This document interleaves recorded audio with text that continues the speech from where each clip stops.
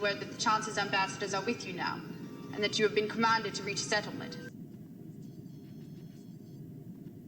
It's a little disjointed. Seems like a lot of short scenes. It's bold in terms of jerking people around, but I may have gone too far in a few places. In a space. Well, hello there, and welcome back to another episode of the Admiral Teag Show. Usually, we review sci-fi fights and other fun stuff like that, episode analysis, things of that nature. But today, what we're going to do is we're going to watch a creator see his own creations, sort of. What would you say, Captain Penny? What's George Lucas's reaction to his initial screening of the first edited cut of Star Wars Episode 1 of Phantom Menace? I actually had the best analogy ever. Go ahead. Admiral? Yes. Have you ever pooped? I have pooped many times in my life, yes. Now, you know, like, hey, you kind of have to look at the poop. Sometimes it's probably in your best interest to look at the poop, because if there's something wrong with it, you could be ill. Yes, it's like watching look at your poop and then trying to wipe. But what you're saying is when you look into the bowl, you're like, this used to be me? This is a part of me, but I need to wipe. And then you continually wipe, and the paper is never clean, and then you just have to take a shower. That is a look on George Lucas's face. Wow, a shower-worthy turd, yes. I would say that you pretty much covered it. Now, Lucas, of course, cursed himself here in a couple of ways. One, the 12-year-old was just, I mean, was it sincere? Was it bold? Was it audacity? I'll give it to him. And had he earned the right to make these audacious calls? Of course he had. He had turned in 2 3/4 of the best trilogy we'd ever seen with the first Star Wars OT. He accidentally directed 2 good movies. Only because, well, does he direct the second one, or is he just executive American producer? Graffiti. Oh, you got walked me there. right into that I did one. walk right into. Now, what we have here is a Ramon song length slice of the life. So obviously, of the filmmaker George Lucas. It will take about 45 minutes to pick apart this. I think we can do it in 15, but let's see. Well, I'll show you. This is the rough cut review for the Phantom Menace. This, I guess, it was 1998. Probably. I don't remember. This is a summer movie. This was back when Star Wars had the balls to come out in the This was summertime. 1999. Well, that's the release date. So when is George? This is thinking probably this in is the middle of '98. Well, I mean, Or is it too? It's too late to fix anything. So maybe it is in 1999 now. But this is a summer toys have already movie, been so made. I'm going to say New Year's-ish. George is definitely dressed for cooler weather. He's wearing a very nice cable knit sweater. have you seen him without a flannel on? This is the first time. I think he's doing it out of spite towards Nirvana. I think they've been stealing his look, and he doesn't like Eddie Vedder out there making equally uncreative statements dressed the same as him. And roosters have taken that whole that jowl fashion, just ran with it. Let's just say George dressed to snuff the rooster today. Looking foghorn leghorny as always. George Sir, Lucas, I say, sir, you went too far in some places, sir. We're going to risk the copyright strike by cranking up George's voice because he's a gift. Captain, you want to imitate Lucas for us a little? So I'm gonna just I sold Star Wars too, but I feel like it's like white slavers, and I'm just gonna make some personal films. So I have some even better news for everyone, is that there is captioning on this, so I'm going to turn off the sound. A lot of short scenes. It's bold in terms of jerking people around, but I may have gone too far in a few places. In a space of about 90 seconds, you go from lamenting the death of, a hero. For at least the first couple of minutes, I let Captain Penny interpret Lucas for us, and here we go. We've got a little bit of work to do ahead of us. I know. Yeah. Oh, they even have the old boop, boop, boop. Everybody Everybody here? Everybody? You'll be fired if you don't pretend you like this movie. All right, let's do it. Let's bring in the voice of George Lucas here. A little disjointed.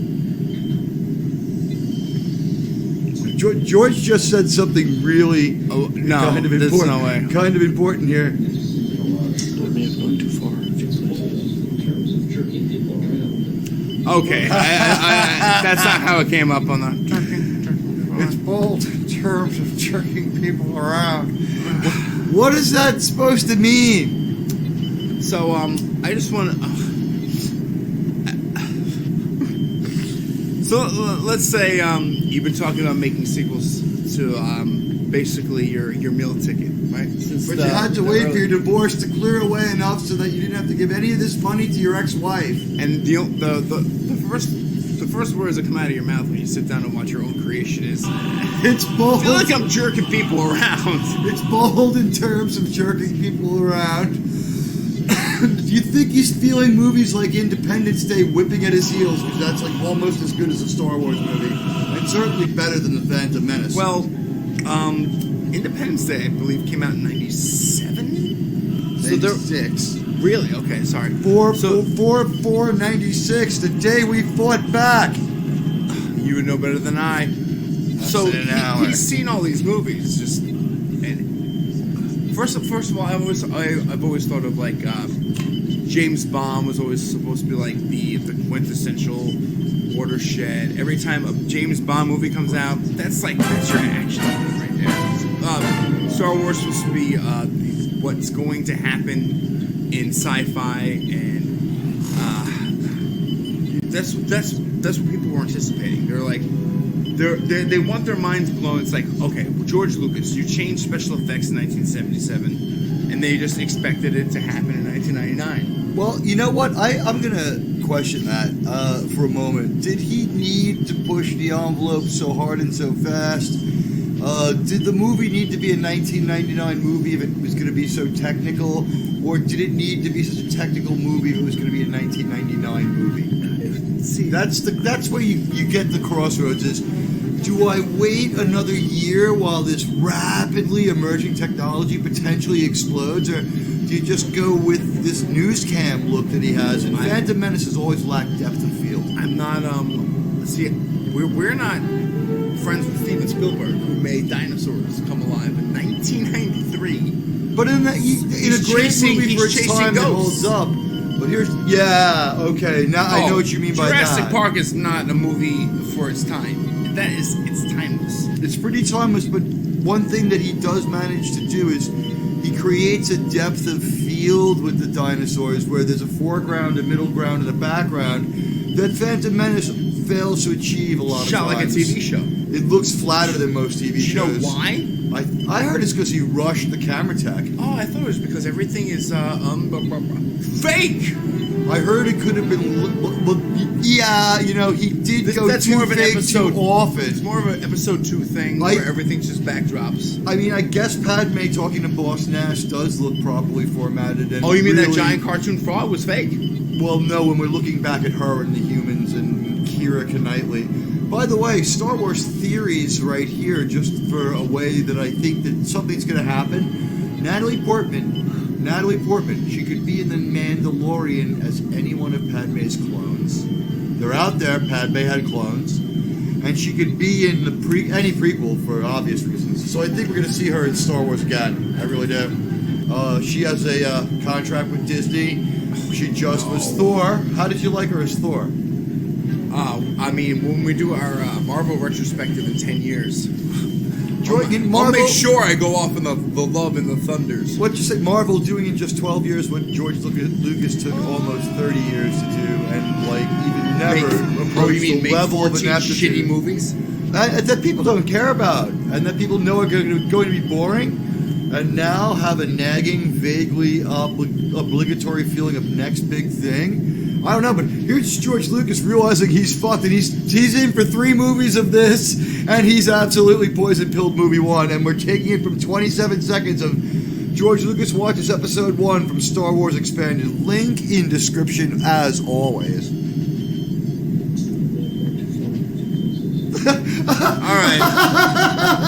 I may have gone too far in a a few places. I may have gone too far in a few places. So let's not even jump on this yet, okay? Right, Let's let's just continue.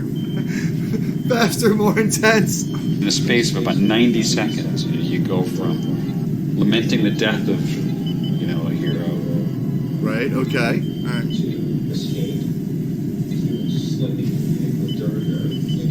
Slightly comedic. They're trying to break it to their boss easy. We told you. Now, I wish we could just go a Sure, little more with you know, this, but I really am afraid of the Anakin copyright strike. returning This is with George Lucas, his we're little- fucking with you, so. Tag. It's a lot, and it's a very short time. You know what? Let's let them say it again. No, let's pause right there. Honestly, I'm going to take it back just a little because we get a lot from. Is this Irving Kershner? Is it head executive producer? But go ahead, tell us what you think. At 55 seconds of this video, you see, after what you just heard, the creator of Star Wars puts his fingers to his hair and basically does a 12-year-old girl. Lot, and it's a very It hits him all at once. Sees that Buckles the one. he sees that what he's done is irreversible. Is the problem is that if you're an editor, Buckles you the don't line. correct George Lucas?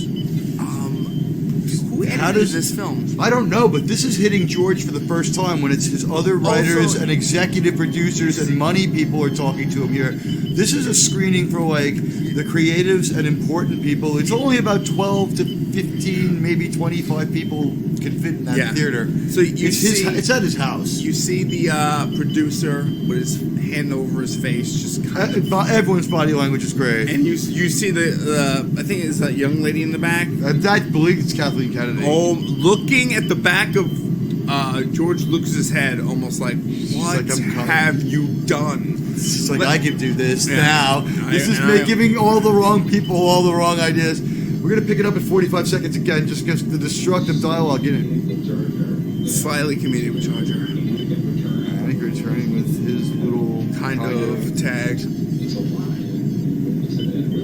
and yeah, the debacles. No, I think You know what, I think, that's I the- think it was a bad translation. I said it boggles the mind. It doesn't say I debackles will the mind. name my first punk album, The Debacles of the Mind. That is a great punk album the name, mind. and My band name. certainly Menacing Phantom's a good punk band name. Buckles the mind. Buckles the mind. It sounds like some sort of sexual anxiety. I mean, wow, I have he just short gets it time. here.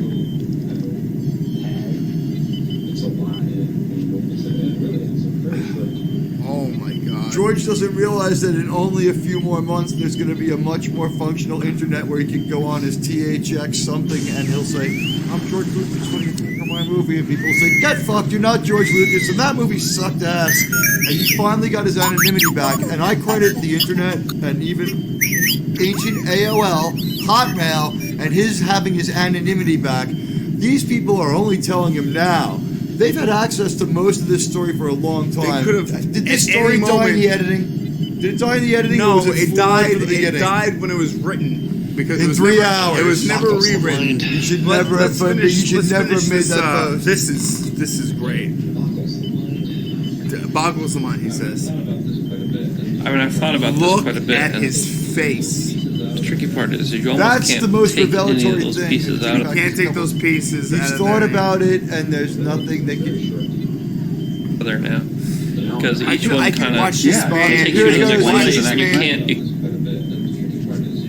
can't jump. You don't know where you are. No, he didn't mean you almost can't. He said You we absolutely can. won't. We no, won't. You know what though? There's something called reshoots. Oh, you then can't- the movie's not coming out on time. What you're saying But is you his can't friends are reshoot. advocating for him to kick the release You date. can't reshoot CGI sequences. You can't Yeah, reshoot let's- CGI sequences, but there's enough You know what? The problem with this is that he's talking about the scene, in my opinion, woven around the lightsaber duel because they bring up Anakin the four subplots that are happening. It's Padme invading the. It's the real throne room. 5 of Star Wars. It's the Gungan. It's the Gungan fight. It's the droid Anakin thing, and it's the Duel of Fates at the same time. Those are the 4 scenes. Right. That are going on. So Padme's coup. You don't repeat it. You just look. You look obscenely surprised that I actually knew what it was. I'm just trying to remember them myself. Padme's coup. Right. Padme's coup. Anakin flying around. Duel of Fates and the Gungan and Battle Droid War.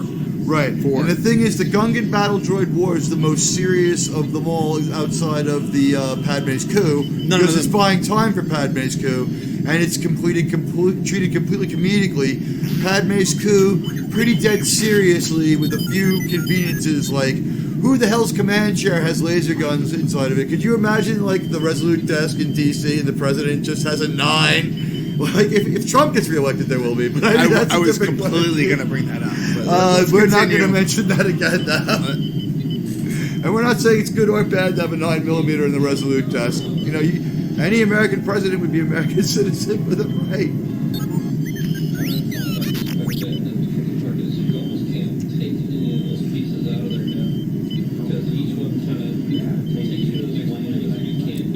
Yeah, he's being ridiculed by his I don't know where you are. Look at these people's Are they passive aggressively getting out Think about months the of birth for frustration? Star Wars. They are not passive aggressively getting In out. there. They're aggressive. They're a aggressively. million years off of him. They can't kill him. and they know they're gonna make money, The but movie's not going to fail.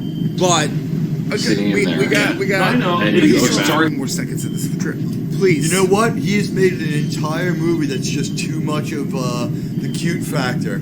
Too much cute factor woven through the whole movie, and he's kind of dicked out on some things like one thing that really hurt this movie that I don't think we see anymore, he might have swapped out, is that Phantom Menace all CGI Yoda looks withered and weird. They actually mean the puppet. There's a puppet afterwards. You're completely backwards. They put CGI over the puppet. The Phantom Menace Yoda is the worst looking of all. It's open. You don't know what the hell. I do a particular. Oh man, the producers are looking at each other. They almost look at the feet. What is he saying? This is a movie that is consistent but is very hard to follow. So the producers are It's hard basically to watch this movie right. the producers are bad mouthing George Lucas to each other, leaning in a doorway. To his face.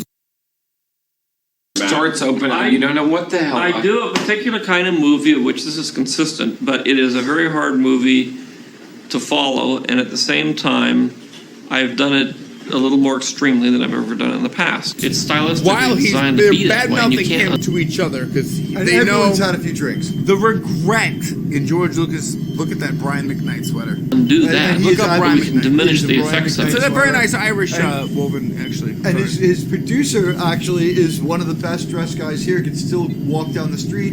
He's wearing just a pair of khakis, classic. He looks like a gray manager at Best button-down, Buy in classic. 2007. And he's got like probably a $900 for that time space pen in his pocket, right? For me, Yeah. he works for George Lucas. He's not going to have a shabby pen. But here's the thing: Hair plugs could have been an option. He doesn't care. He's rich. He's going to pay for that hotter chick. He's gonna. You know what? He doesn't need hair plugs. His girlfriend needs to work out more or get dumped. That's what the kind of money this guy has. I just want to ask He doesn't you. give a fuck about how he looks. I just want to ask you, like, how much? I don't know how much you got. I directed Star Wars Episode 1. If we can read George's mind right now, what is he thinking? Right, ready? I'm gonna fuck this movie up, but Natalie Portman will be 18 by the time I film the next one, and I'm gonna have her in a belly shirt. Oh, whoops! I'm sorry. Put this on. I almost made the cast of Carrie the cast for New Hope. Could you put this on and arch your back? Are you talking to me, George? I'm talking to Hayden. So they're confronting him with how great the open of the first ever Star Wars movie is. They're not- because it's analogous. He's which starting he a new didn't trilogy. They're not even wrote and looking he him in did the it. face. You know what? I've never seen this all the way through. This is really hard to watch. There's been 18 years between the last movie and this. There's been a lot of success on video games. There's been a successful extended universe. There's been books George didn't write and just sort of gave outlines to. And George is not acceptant of the idea that he's more like Gene Roddenberry than J.R.R. Tolkien. Sitting in there. Yeah. No, I know. And It- the starts open and you don't know what the hell. I do a particular kind of movie, of which this is consistent, but it is a very hard movie to follow, and at And that you... He's more like R.L. Stein. Or Bruno, God. Look. He's slurring a little. the same time, Let it I've play. done Admiral, let it it a little play. more extremely than I've ever. Wow. Hold on. He's not looking at them either. Done in the past. It's stylistically designed to be that way, and you can't undo that. I'm afraid of copyright. It He's would drunk. diminish the He effects. is of I little disagree. drunk. I disagree. He's just a little drunk. We can slow it down a little bit so that if it's intense for us, Wow. We don't know what. What does that say to you? You mean the guy who hasn't directed a movie in 25 years? How do you de-extreme it? How could the end of Phantom Menace have worked? Well, Cut out Anakin on autopilot taking out a droid control ship. Have the Naboo guys do that off screen. the foresight. You have a new Star Wars movie, correct? Right. If the movie sucks, and the anger, that there's anger on these men's faces. There's disappointment. But the supposition here is that there's a good movie inside of the botched ending. First of all, no. There's not a good movie. There is, I think, a good story. No, there's not.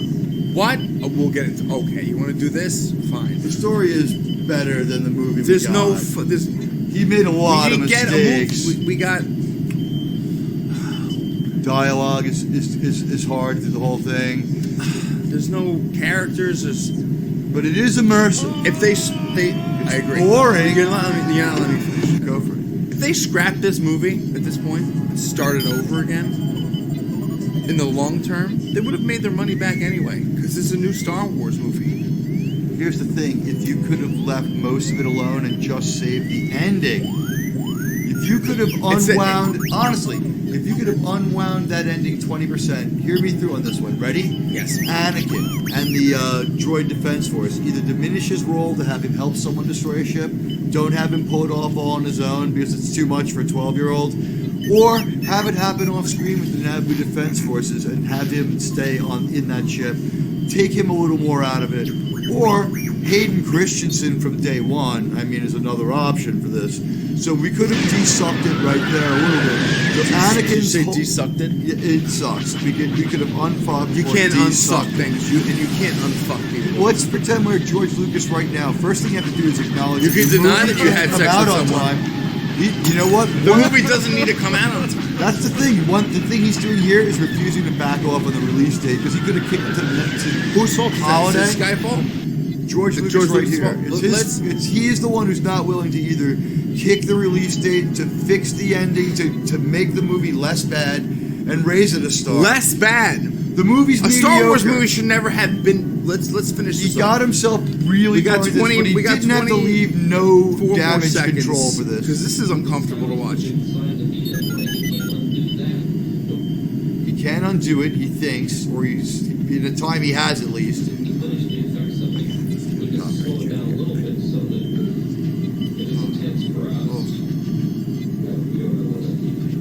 Whoa. So if it's that- intense, if he's it's saying intense for that us, they're fucked up from it, and they've been living. a regular person's going to I go was nuts. gonna say people who make movies for a living. Yeah, a regular person. It's 2022. What a stunning! I've also. Wow, it's shorter than the time code because the end is just a freeze frame. The normal people. We can they're just gonna- play it right through again, but we can't We're not. have it be so loud. We're not doing that. You know, it's funny, George walking into the theater, he is totally clueless that this is going to be bad. He's not clueless. First of all, we don't need to watch this again. What we could do, I think he's pensive. I've never, oh, actually, yeah. I have never seen this all the way through unedited before, and this is really...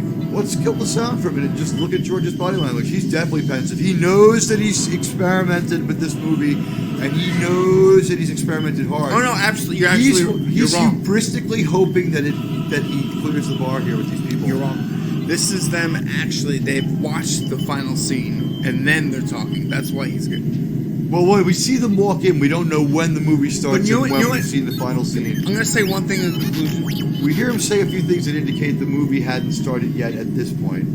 Oh, no, you're Yeah, right, look you're at right. them. No, yeah. They look like they We sat read through... the subtitle. Okay. They All right, look we like see they them sat through walking episode in, 1. Walking in, and he says we've got a little bit of work ahead of us. So he thinks it can still be saved, but he knows he's gone This guy's far. grabbing his hair. It seems like George, it's worse when it hits him with everyone else, and he Everybody hears here? the other people Everybody hold awake? back their applause. It's a dark theater, and he's not looking right at them. All right. They can get away with Let's it. do You it. and I've They're never not seen- on the carpet Once with again, I've never seen this all the way through. So, I'm I'm gonna say this. Seems like a lot of I've never seen this, and you know what really, really stings about this? He has a great home theater. He has first of all, yeah, the very nice lamps. Looks like a comedy club. It seats like we were So- all like 50 or 60 people, If you don't, like, but very let me have this spaciously. thought. You see these are producers of the new Star Wars movie, 1999, and they're saying these things, but it's to the service of nothing. There's no changes are going to be made. From what we're hearing here, nothing was made. Look at these people's faces. Look at George Lucas running his finger. He agonizes. He's about to be killed for making a terrible movie. But for they the first also time in his can't do career. anything. They're berating him, and they're just like in their mind. I wonder what's going through their minds. Like That this how do we might be it change? for Star Wars. It might be so bad. How do that we people change walk away. this? How do we change this? What do we do? Look at the regret in these people's faces. Well, they know Hayden Christensen's on the way. They know Hayden They don't Christensen- know any of that. No, they definitely know that he's changing the I age disagree. of. Well, whew. Wow, could he have really have We been need- that hubristic? Is Wait. this him coming Well, down what? from a really, really godlike, insane place where he was unapproachable? Did the internet save the rest of the trilogy from being even worse? You know what saved it? Me being 14 years old, seeing this movie twice in theaters and buying all the action figures. That's what saved it. That saved it, and some Star Wars Stockholm Syndrome saved it, and a few other things. Thanks for joining us for our look at George Lucas watches the debut of the rough cut of The Phantom Menace from way back in breaking news from way back in 1999. We hope you'll find time to like and sub our channel.